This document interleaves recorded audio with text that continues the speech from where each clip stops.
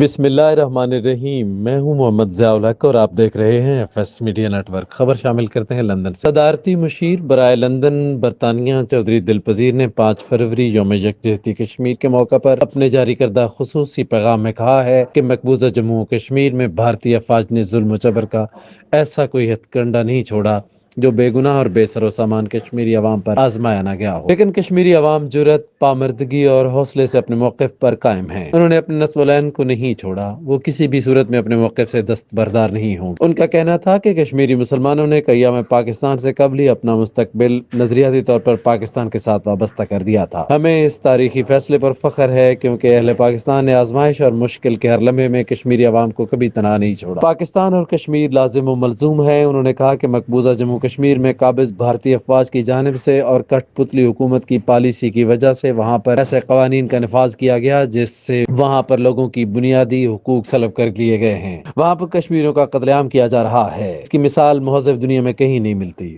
انہوں نے کہا کہ ہزارہا کشمیری اس وقت جیلوں میں بند ہیں اور ہزاروں افراد شہید کر دیے گئے جن کا ان کے لواحقین کو بھی علم نہیں ہے۔ بے شمار گمنام قبریں قابض بھارتی فوج کی سفاکیت کا منہ بولتا ثبوت ہیں۔ میں مقبوضہ کشمیر بہادر بیٹوں اور بیٹیوں کے جذبہ حریت کو سلام پیش کرتا ہوں اور انہیں یقین دلاتا ہوں کہ اوورسیز پاکستانی اور کشمیری آپ کی پشت پر کھڑے ہیں۔ سبسکرائب کیجئے F S media network اور دیکھتے رہیے تازہ ترین تبصرے اور خبریں۔